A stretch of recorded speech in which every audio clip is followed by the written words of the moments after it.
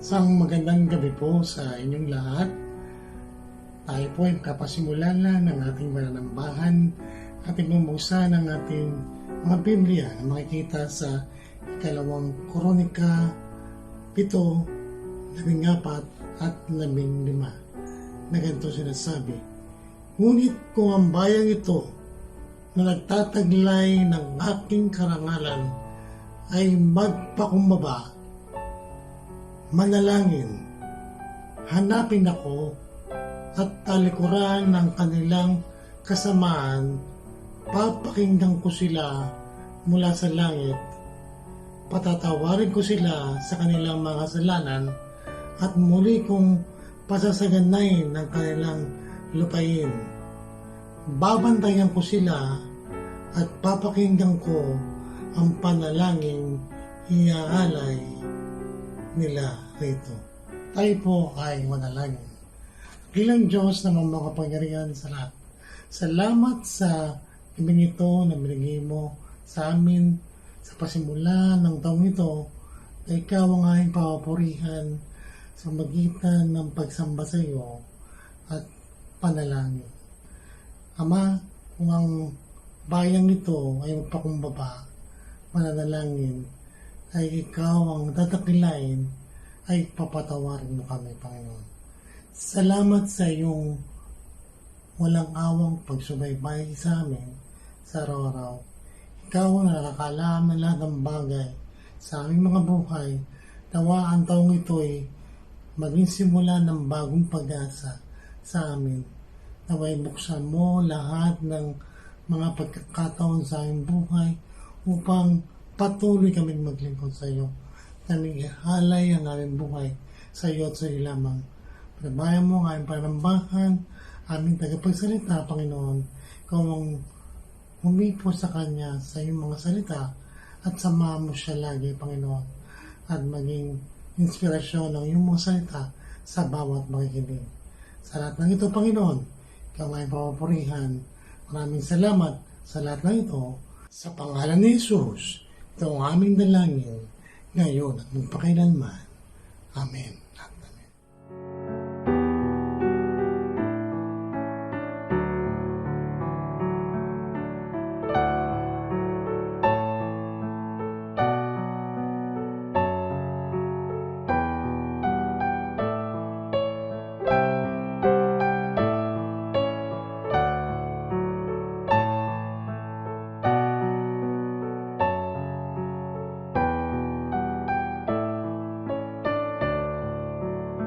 Isang magandang gabi po sa ating lahat. Ako po ay nagbabalik ng pasasalamat sa ating Panginoong Diyos sa araw-araw na patuloy po niya binibigay na buhay at kalakasan sa akin at sa aking pamilya. Maraming salamat po sa Panginoon, sa araw-araw na kaabalahan, sa mga biyayang patuloy niyang ibinibigay po sa akin sa buhay at kalakasan, sa mga pinagkakakitaan po namin araw-araw, sa pinagkakukuhanan po namin ng hanap buhay. Thank you po sa pagtitinda at sa aming gin, sa pag-iintindi sa pamilya. Tunay po na nagbabalik ng pasasalamat sa ating Panginoon. Ganon din po sa ministry na aming kinabibilangan mag-asawa. Sa Diyos lamang inaalay at binabalik ang papuri sa pasasalamat sa Diyos lamang. Muli ay lubos-lubos din po kami nagpapasalamat. Aming pamilya ay sa ang buhay na Diyos ay tunay na kumikilos po sa aming mga anak. Tunay na nagagamit po sila sa ating iglesia, sa mga aming anak na napakatatalento po daw. Sabi po nung ating mga ka-churchmate, may mga artista na po kami. Pero hindi po artista sa social media at saka po sa TV, kung hindi po sa ating iglesia. Nakakagalak po sa mga puso ay inaalay po nila ito at nagsaserve po sila kay Lord. Makita po na sila po ay nagsaserve sa ating Panginoon, sa ating iglesia. Maging ito ay sa pag-awit at sa pag-arte. Thank you po kay Lord. Ngayon po ay taon po ng January 2024. Tunay po ang pag-asa ay sa ating Panginoon lamang po. Nagdaan po na taon ay tunay nga po na tayo po mga Kristiyano ay hindi naman po hindi naman po exempted sa mga pagsubok. Meron din pong mga kinaharap na pagsubok, ngunit nalalampasan po ito sa tulong ng ating Panginoon Diyos. Meron din pong mga highlights. Tunay nga po ang nagpapasalamat sa Diyos dahil po may mga lugar po na napuntahan at nandun po ang kanyang pag-iingat at gabay po ng ating Panginoon. Thank you po sa Lord at patuloy pong pag-aalabin ang relasyon po sa ating Panginoon at patuloy na magdarasal, patuloy na po susunod sa kanyang lahat na pinag-uutos at matatamo natin ang tunay na kapayapaan sa mga susunod na taon pa. Thank you, Lord. Sabi nga po sa Isaiah 40:31, ngunit lalong lumalakas at sumisingla ang nagtitiwala kay Yahweh. Lilipad sila tulad ng mga agila. Sila'y tatakbo ngunit hindi mapapagod. Sila'y lalakad ngunit hindi manghihina. Sa Diyos ang lahat ng papuri at pasasalamat. Magandang gabi po sa lahat.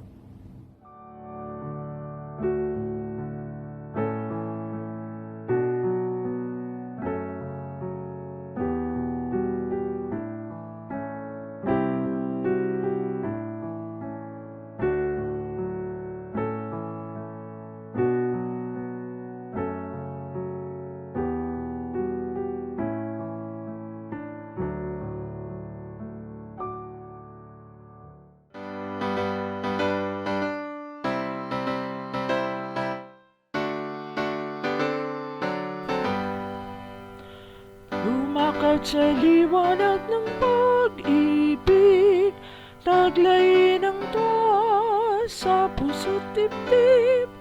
Kay Jesus patulong hanggang masapit ang hahantungang langit. Hayot lakbayin ang matataas na salunahin. Tulong ni Jesus ay laging sa atin. Bagaman ang kutya ng sanlibutan nagkalat sa mga dadaanan, huwag nang matakot, tayo'y sasamahan ni Jesus na marangal. Hayot lakbayin ang matataas na salunahin. Tulong ni Jesus ay laging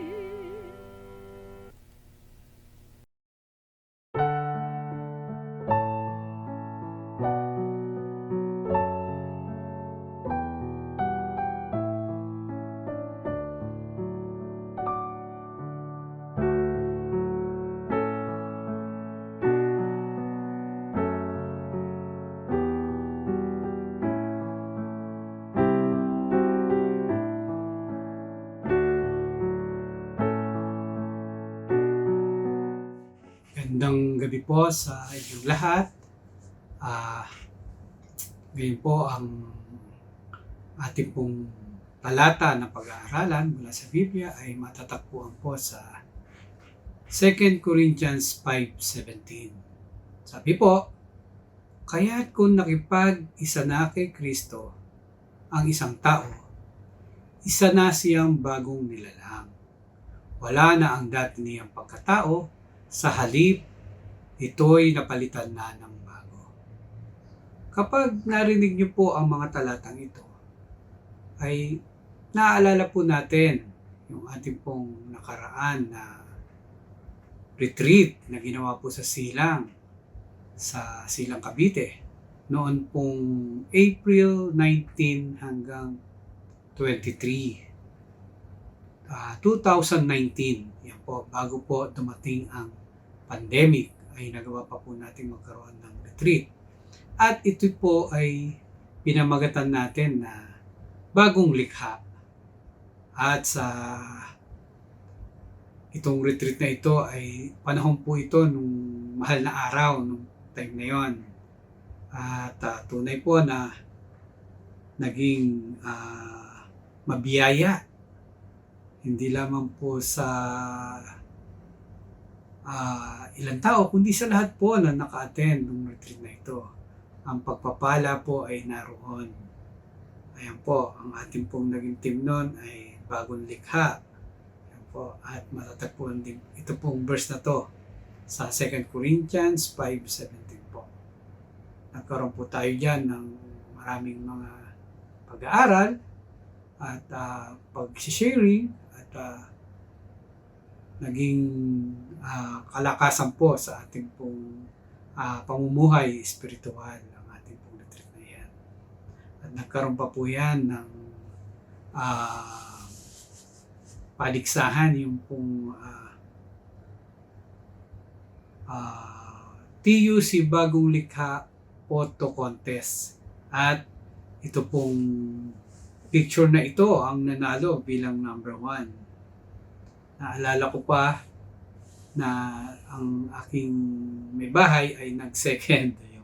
Pero ito pong photo na ito, kung naalala nyo, ito po yung naging number 1. Siya po yung nanalo. Napakaganda pong photo ang ginawa niya dyan. Kaya po yan nanalo.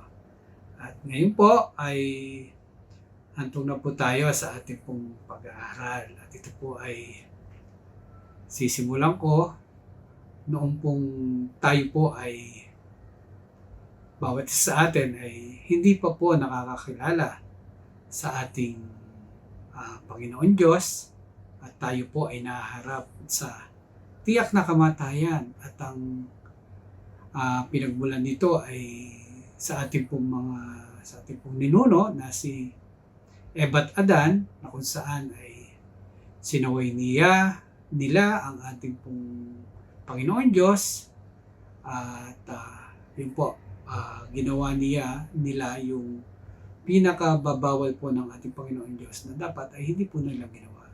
At dahil po doon, tayo po ay nagkaroon ng tiyak na kamatayan. At tayo po ay namuhay sa sanlibutan sa sarili lang po natin. Yan po, nagkaroon po tayo ng makasanlibutang pamumuhay. Sabi po sa Efeso 2:1 and 2 ay ganito, noong unay patay kayo dahil sa inyong mga pagsuway at mga kasalanan.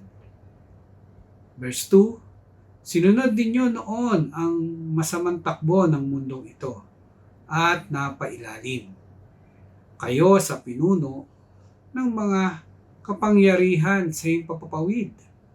Ang Espiritu naghahatid sa mga taong ayaw pasakop sa Diyos. Yan po, di ba? Yan po yung ating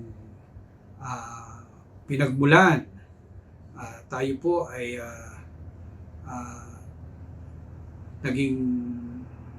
tayo po ay sumaway at naging makasalanan.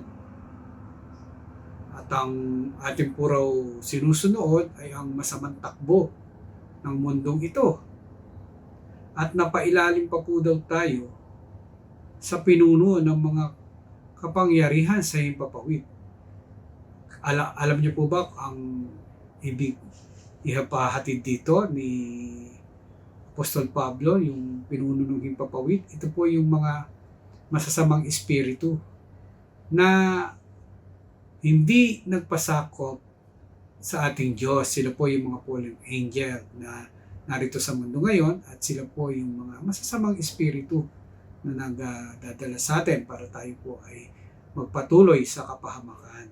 Sabi pa po sa Efeso 2:12, noong panahong iyon, hiwalay kayo kay Kristo, hindi kabilang sa bayan ng Israel, at hindi saklaw ang tipan na nagbabatay sa mga pangako ng Diyos. Nooy nabubuhay kayo sa mundo ng walang pag-asa at walang Diyos. Sabi po diyan sa talatang iyan, hindi kabilang sa bayang Israel. Diba? Pero yun po, nung dumating po ang ating Panginoong Hesus, ay nabigyan na po tayo ng pagkakataon para maging kabilang po dito sa bayang Israel. Dumating po sa atin ang kaligtasan, ang biyaya ng kaligtasan, na ito po ay nagmula sa ating Panginoong Jesucristo. Yung pong tolda na naghahati sa kabanal-banal, sa banal na silid, at sa kabanal-banalang silid ay nabuksan na po ito. Kaya po tayo ng mga hentil ay nagkaroon na ng pagkakataon para tawagin na anak ng Diyos. At ito po ay sa pamamagitan ng ating pong Panginoong Jesucristo.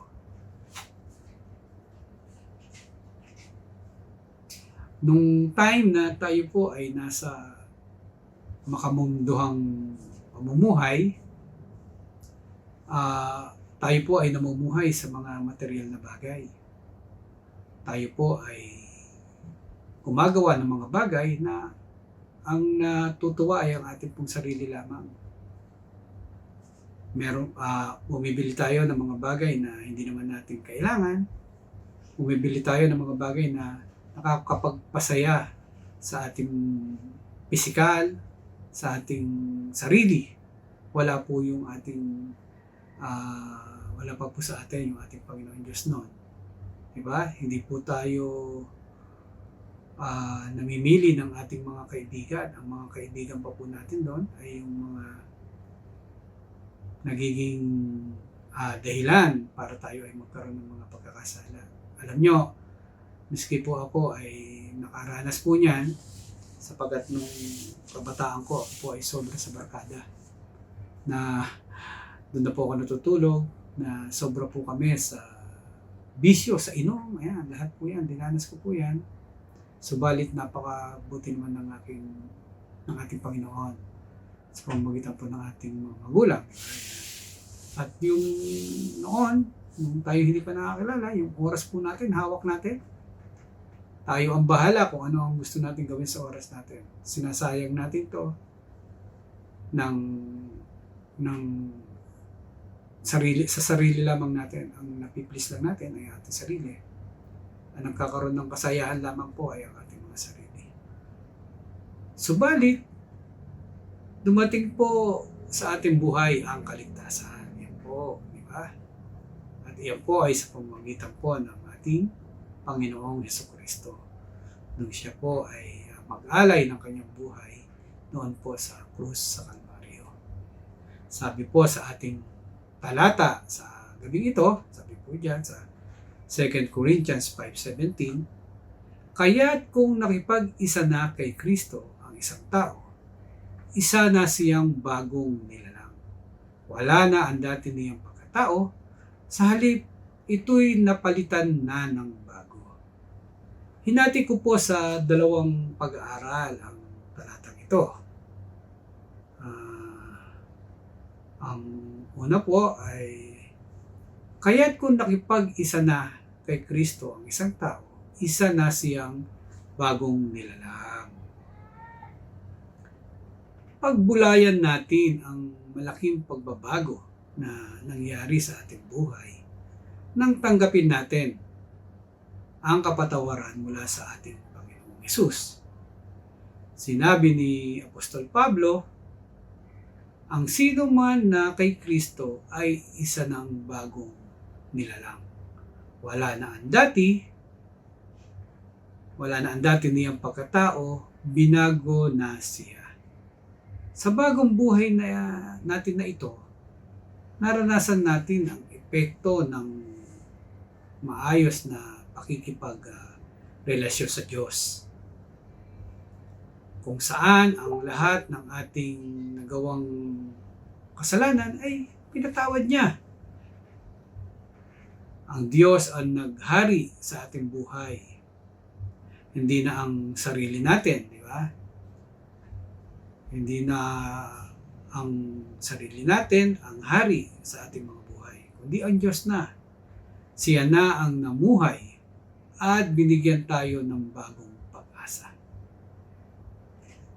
Kaya ngayon, 2024, ay alalahanin natin ang ating ginawang pagkilala at pagsunod kay Jesus bilang ating tagapagligtas at tagapagpatawad sa ating mga kasalanan. Itong 2024 ay talimain natin ang nakaraan po natin na retreat na ginawa. Yun po, yung sabi ko kanina, yung pong bagong likha. Na kung saan, yan po sa retreat na yan, ay nagkaroon po tayo ng renewal ng ating pong spirit. Na kung saan ay dineclare natin nung time na yan.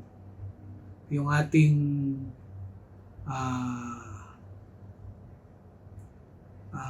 ating pananampalataya sa ating Panginoon, di ba? Ipinahayag natin yung ating pong mga ministry na ating kaaniban. Ngayon 2024 ay muli natin pag-initin ang ating mga puso, ang ating pong sarili sa paglilingkod po sa ating Panginoon. Na kung paano nung natapos yung ating pong retreat na yan, noong 2019, ay nandun po ang biyaya, di ba? Nandun po yung ating pag-aalab sa paglilingkod sa ating Panginoon.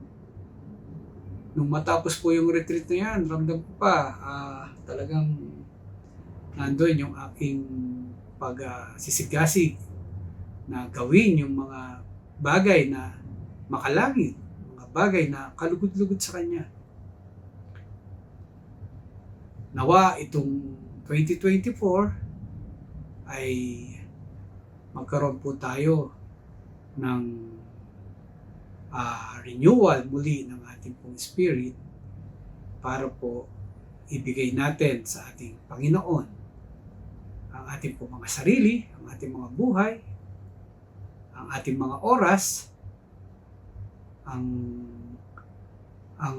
ating pong pakikisama sa ating mga kapwa mananampalataya ay ilaan natin para sa Panginoon. Ngayon 2024 ay maging mainit at masigasig tayo sa paglilingkod. Sapagkat tunay na nalalapit na po ang muling pagbabalik ng ating Panginoon. Ang ating pong mga pinanghahawakan na mga pananampalataya, ang ating pinanghahawakan na kaligtasan ay ating pong isabuhay. Sapagkat sa pamamagitan po nito ay nandun po ang ating kaligtasan. Sabi pa po sa ating talata, sabi pa po dyan sa 2 Corinthians 5:17, wala na ang dating niyang pagkatao, sa halip ito'y napalitan na ng bago. Kaya tayo ay magbago na. Sabi po sa mga taga-Epeso 4:23, magbago na tayo ng diwa at pag-iisip. Yung ating po raw pamamaraan or way of thinking ay baguhin na natin. Kung dati nandyan yung ating masamang kaisipan na nagagawa natin na mapag-isipan ng masama ang ating kapwa, dapat ngayon ay baguhin na po natin yan.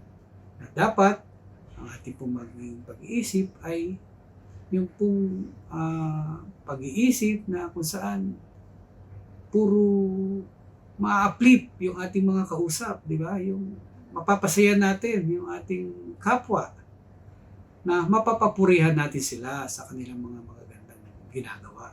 At hindi na po yung negative, di ba? Dapat puro positive na po yung ating pong banggitin para nandun po ang kagalakan din sa kanilang mga puso at gayon din po sa ating puso.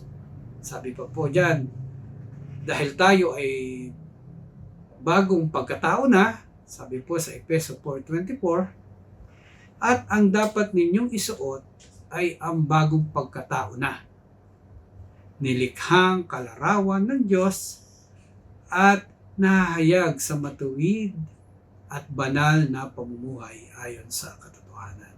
Sabi po dyan, bagong pagkatao na, nilikhang kalarawan ng Diyos. Diba?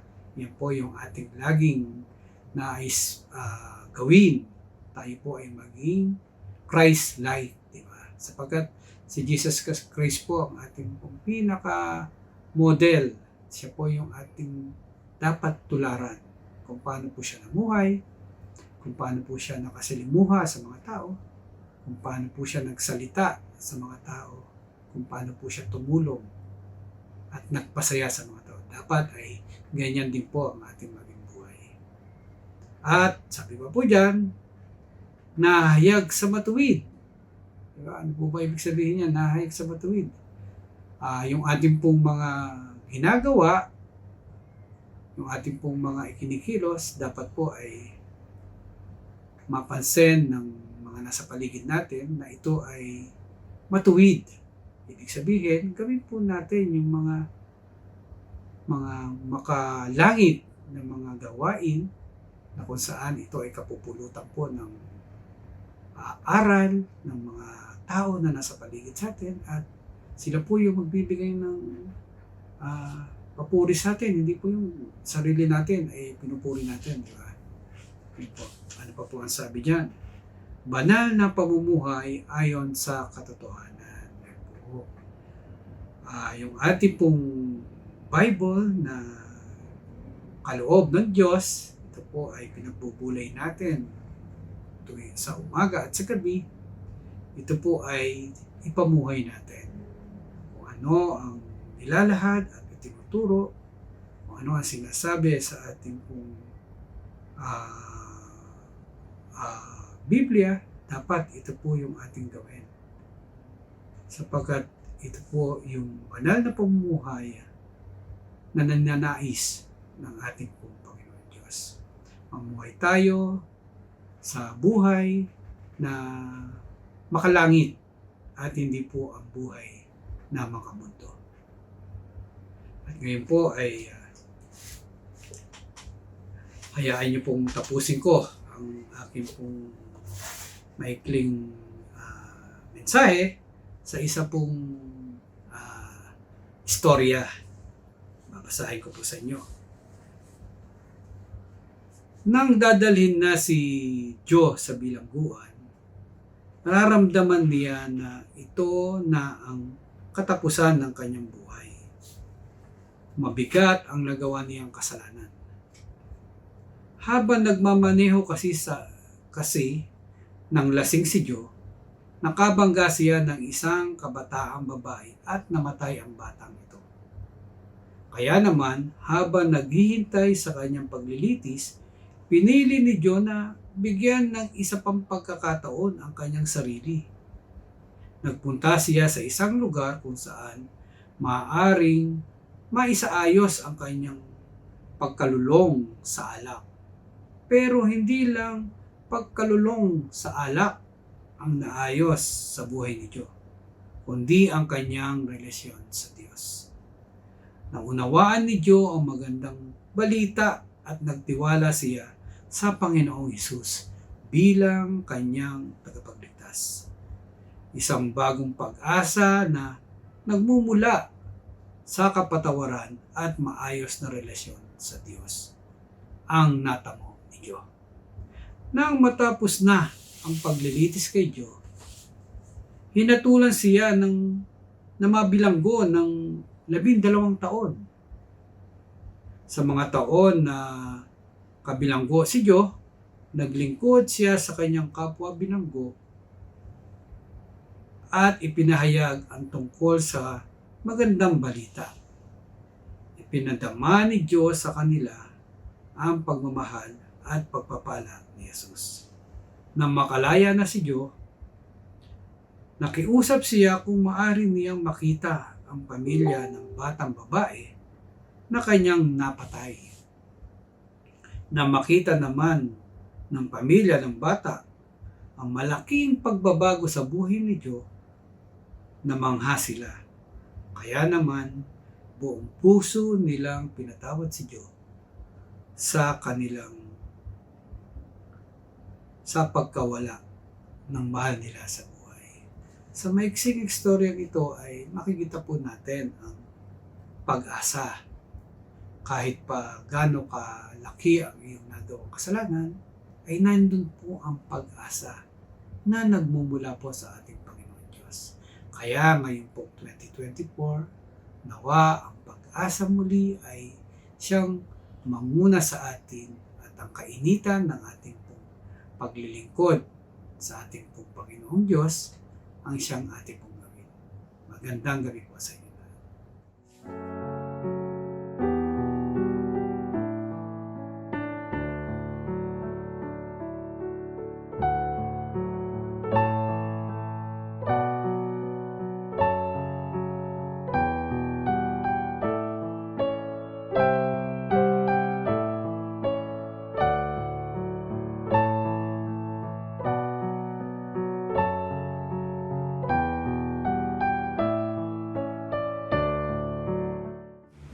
Sa magandang gabi po sa ating lahat, sama-sama po tayo umawit at namuli sa ating Panginoon. Napakaligaya, walang katulad ang nadarama sa pagsamba sa inyo, Panginoon.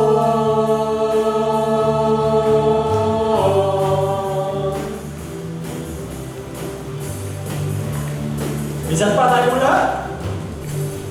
Napakaligaya, walang katulad ang nadarama sa pagsamba sa inyo, Panginoon. Aawit sa inyo, magpupuri sa inyo, ibibigay ang buong puso.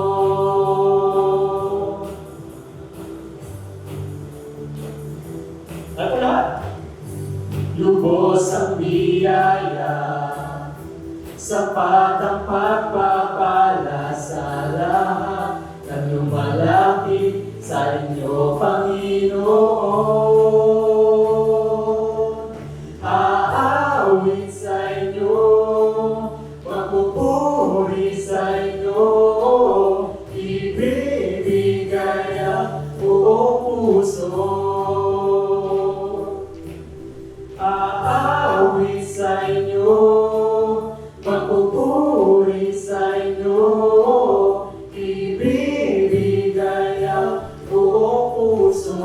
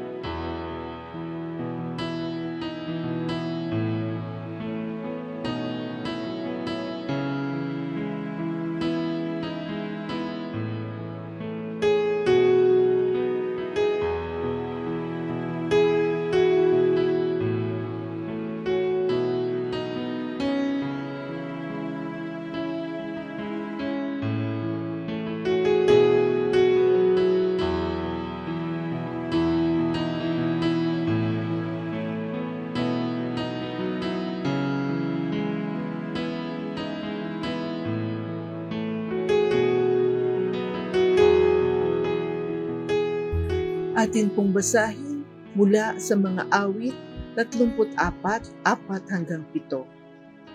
Ang aking dalangin dininig ng Diyos. Inalis niya sa akin ang lahat kong takot.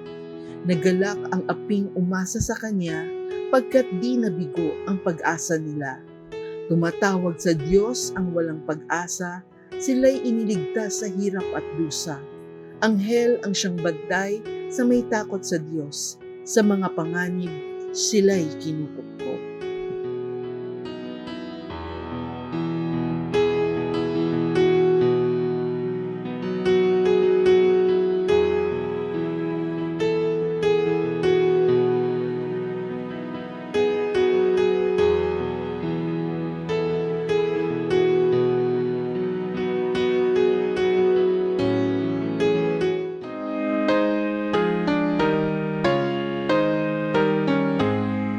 Ang ama'y papurihan, Anak, Espiritong Banal, ng mga taong nilalang at ng tanang sanlangitan.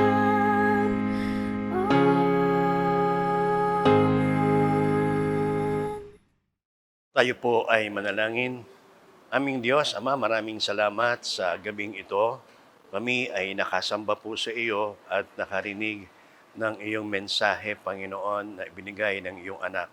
Dalangin namin sa iyo na patuloy mong pagpalain ang anak mong ito, gabayan, samahan, sa lahat na kanyang naisin, ang iyong biyaya at pagpapala ang sumakanya. Sa pagkakataong ito, Ama, igawad mo, Ama, ang iyong makapangyarihang bendisyon. Pagpalain nawa kayo ng Panginoon at ingatan kayo. Paliwanagin nawa ng Panginoon ang kanyang mukha sa inyo at mahabag sa inyo. Ilingap nawa ng Panginoon ang kanyang mukha sa inyo at bigyan kayo ng kapayapaan. Mula ngayon at magpakailan-kailanman. Amen.